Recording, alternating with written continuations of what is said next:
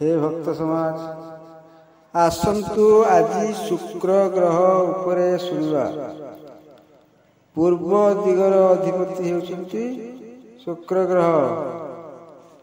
जाति रे ब्राह्मण शुक्र ग्रहर प्रभाव रे थंडा श्लेष्मा ज्वर इत्यादि हुए। शुक्र अम्ल रस प्रिय शुक्र ग्रह। शुक्र श्यामल वर्ण। शुक्र चतुर्षाणीकृत। शुक्रर मुह पूर्व दिग को थाए।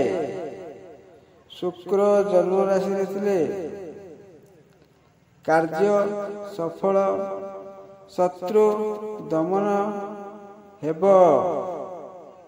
द्वितीय रे शुक्र थिले अभिलाष पूर्ण हुए। विभिन्न लालसा अभिलाष पूर्वर जो अभिलाष रही ताहा पूर्ण हुए।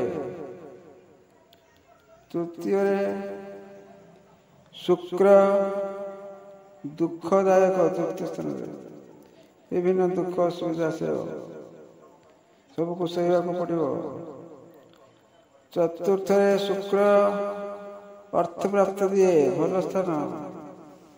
चतुर्थ रे शुक्र रहिले बेपार वाणिज्य जो जीवे शुभ सफल हे। पंचम रे शुक्र कार्य दक्षता बढ़ाइब, काम करने को देव। षष्ठ रे शुक्र शत्रु वृद्धि और फल त्रुटि असुविधा अच्छी। षष्ठ रे शत्रु वृद्धि हम एवं फल त्रुटि जो बढ़ोनी।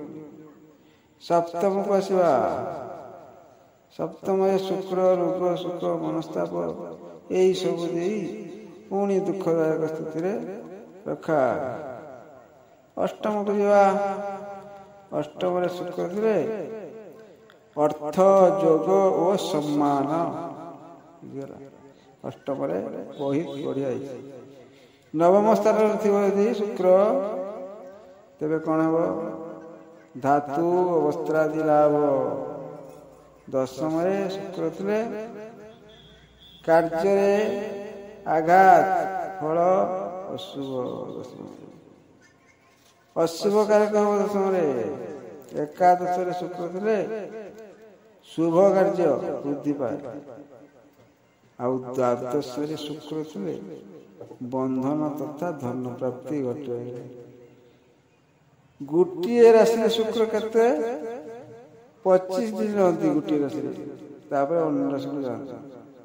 तेणु 25 दिन भितर क्यों स्थान रही क्यों भाया प्रभाव पकाउछि पांजीरु देखंतु।